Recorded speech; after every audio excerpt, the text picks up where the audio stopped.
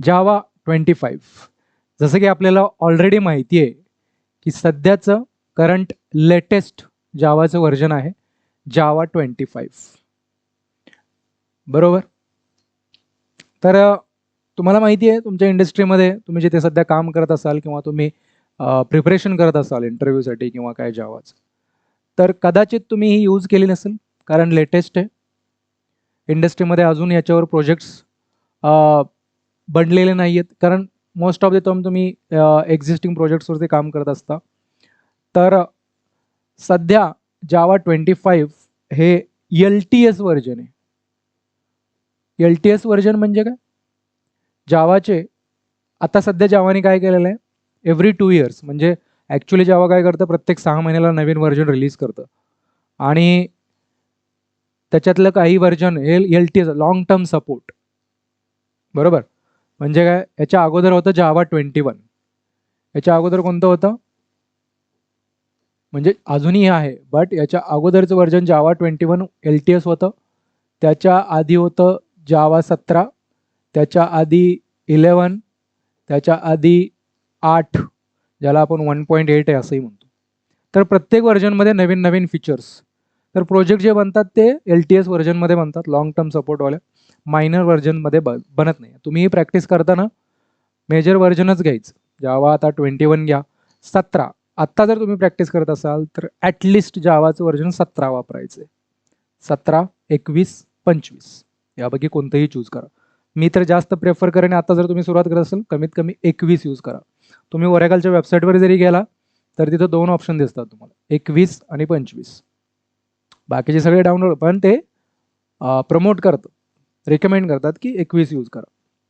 ठीक आहे. प्रत्येक व्हर्जन रिलीज आहे त्याच्यात नवीन फीचर्स येत असतात. तर एक जावा 25चं फीचर आपण बघणार आहे, मॉड्यूल इम्पोर्ट डिक्लेरेशन्स. तर तुम्ही माहीत असेल, तुम्ही ऑलरेडी जावा प्रोग्रॅमर असाल किंवा काम करत असाल इंडस्ट्रीमध्ये as a Java developer, web developer, जे काय सॉफ्टवेअर डेव्हलपर, त्यांना माहीत नसेल. कारण का, जावा 25 यूज होत नाही सध्या.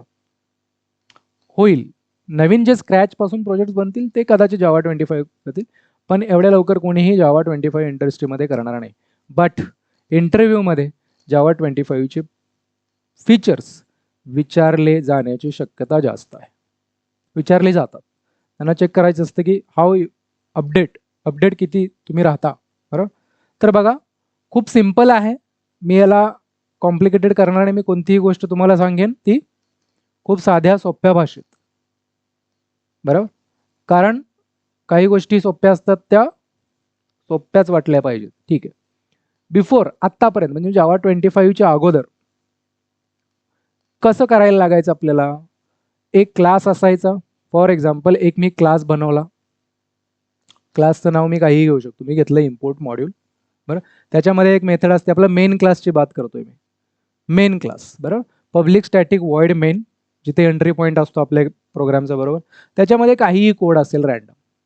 फॉर एक्झाम्पल त्याच्यामध्ये जे कोड मी लिहिलंय, आता मला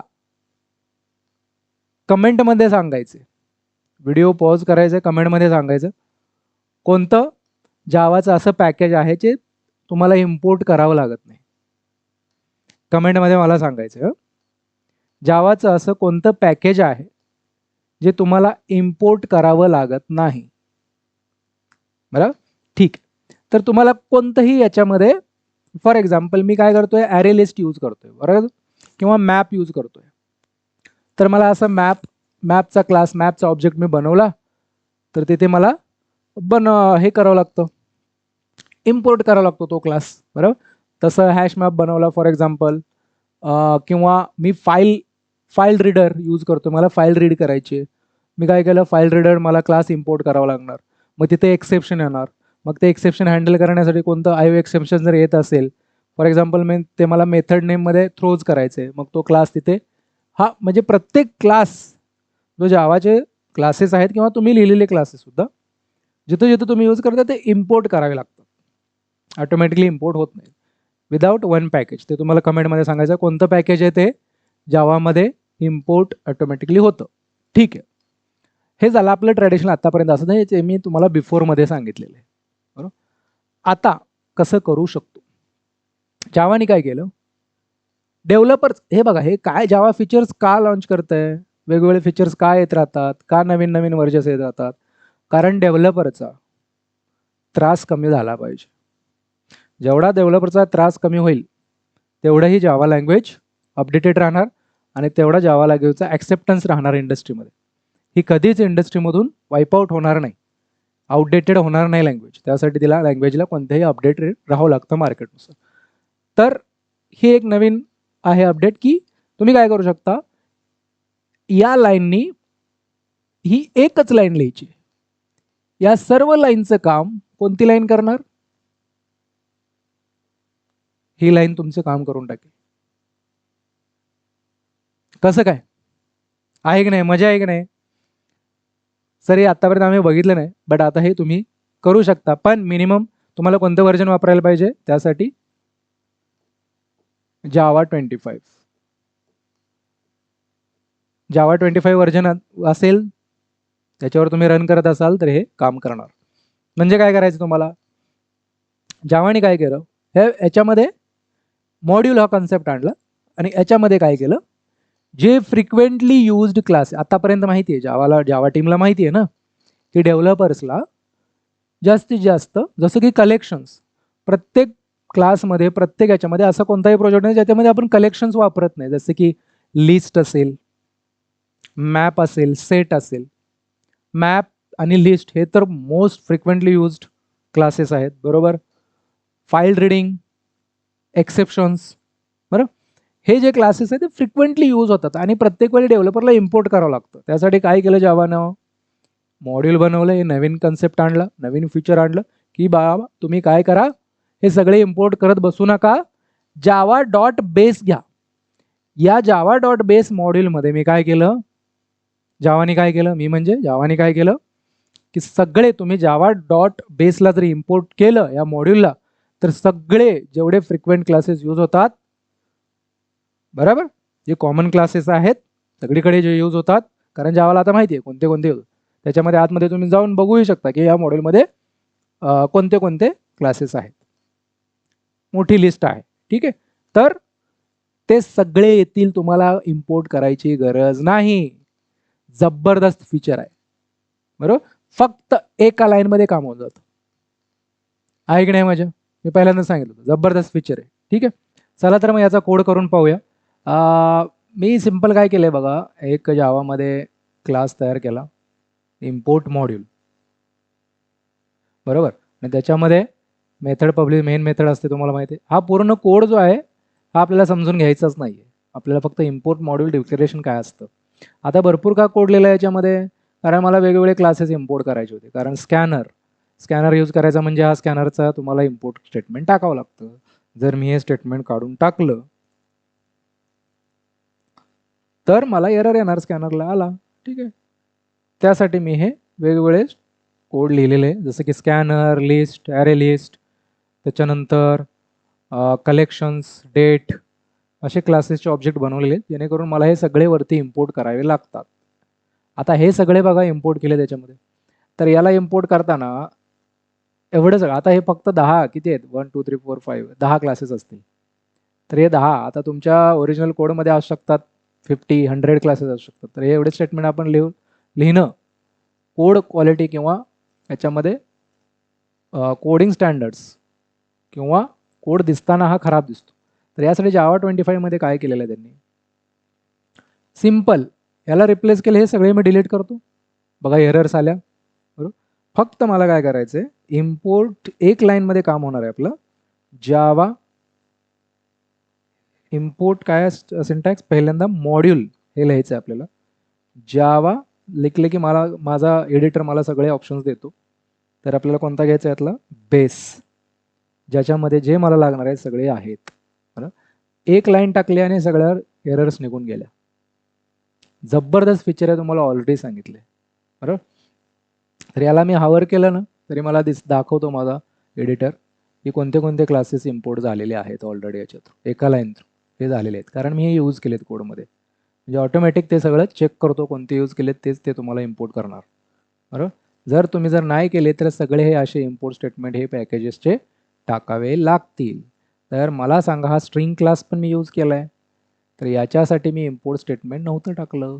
बघा याच्यामध्ये पण नाही आहे. हावर करा, याच्यावर हावर केलं, बघा याच्यामध्ये इम्पोर्टमध्ये स्ट्रिंग नाही आहे. मग हा स्ट्रिंग कसा काय ऑटोमॅटिक येतो, काय येतो, कुठून येतो, कोणत्या पॅकेजमधून येतो आणि का त्याला इम्पोर्ट करायची गरज नाही पडली?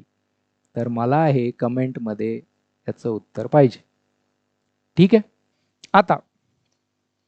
आता बघा, तुम्हाला एक गोष्ट कळाली असेल. काय कळाली असेल? ठीक आहे, आता मी जावा डॉट बेस हे जर इम्पोर्ट केलं तर याच्यामध्ये फॉर एक्झाम्पल हे 2 क्लास इम्पोर्ट होत आहेत. कोणते? मी काय केलं, एक जावा डॉट बेसचं केलं, एक मॉड्यूल इम्पोर्ट केलं, आणि जावा डॉट एसक्यूएलचं एक मॉड्यूल इम्पोर्ट केलं. बरोबर. याच्यामध्ये बेसमध्ये काय असणार? जे जनरिक क्लासेस आहेत जे यूज होतात बेस. बरोबर. फॉर एक्झाम्पल मगाशी दाखवले मी तुम्हाला रीडिंगवाले, नंतर स्कॅनर, फॉर एक्झाम्पल कलेक्शन्सचे वगैरे सगळे क्लासेस त्याच्यात आले. स्ट्रिंग जे तुमचे जे रॅपर क्लासेस आहेत ते सगळे. ठीक आहे. आता हा एसक्यूएल रिलेटेड जे आहे, एसक्यूएल डेटाबेसशी इंटरॅक्शन करण्यासाठी लागतं.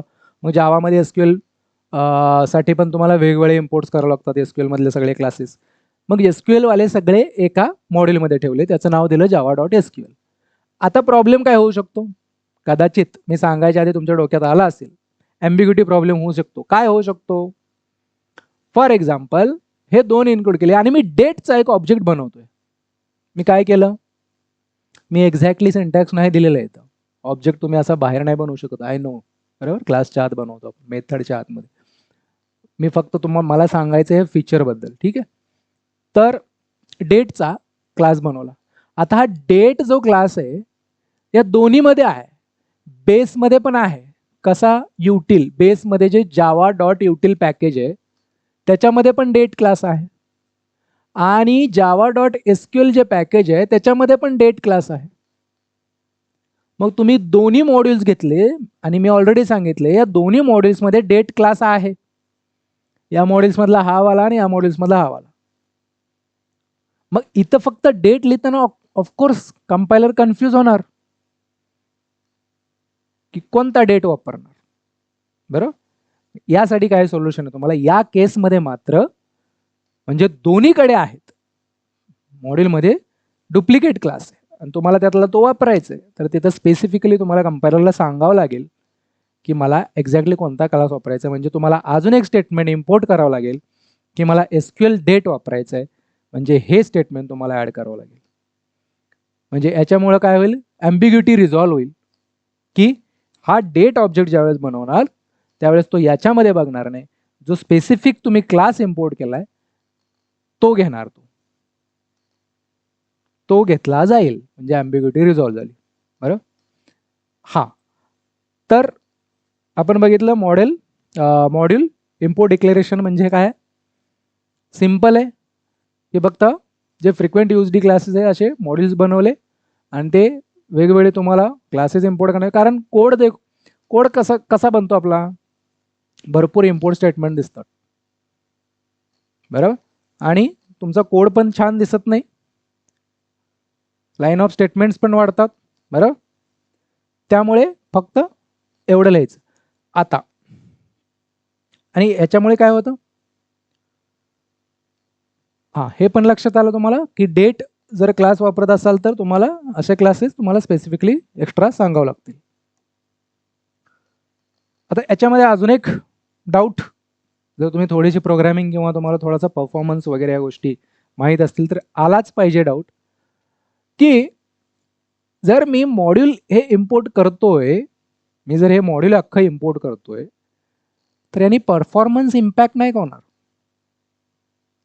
कारण बेस मॉड्यूलमध्ये सगळे क्लासेस आहेत जे कॉमनली यूज होतात. तर मी सगळेच बेस मॉड्यूल इम्पोर्ट केलं तर सगळे क्लासेस इम्पोर्ट झाले. बिनकामाचा माझा परफॉर्मन्स इम्पॅक्ट होऊ शकतो, कारण सगळे क्लासेस इम्पोर्ट झाले की सगळे क्लासेस लोड करावे लागतात ना, जेवढे क्लासेस तुम्ही. तर असं होणार नाही. का नाही होणार? JVM काय करेल, रन टाइमला ओनली लोड्स युज्ड क्लासेस. म्हणजे तुमच्या मॉड्यूलमध्ये 100 क्लासेस जरी असतील आणि त्यातले तुम्ही 10 क्लासेसचेच ऑब्जेक्ट बनवलेत, रेफरन्सेस यूज केलेत, इम्पोर्ट केलेत किंवा कोडमध्ये यूज केलेत, इम्पोर्ट सोडा कारण मॉडेलमधून ऑलरेडी परत इम्पोर्ट करायची गरज नाही, पण कोडमध्ये फक्त 10च क्लासेस तुम्ही तिथले यूज केले, तर ते 10च क्लासेस रन टाइममध्ये लोड होतील. त्यामुळे परफॉर्मन्स इम्पॅक्ट होणार नाही. हे JVM ने ऑलरेडी ऑप्टिमायझेशन केलेलं आहे. आहे की नाही? जबरदस्त फीचर. इम्पोर्ट ज्यांनी जावा प्रोग्रामिंग केलेले त्यांना माहिती आहे इम्पोर्टचा काय प्रॉब्लेम असतो, बरोबर. तर हे फीचर तुम्ही इम्प्लिमेंट तुमच्या साईडनी पण करून बघा.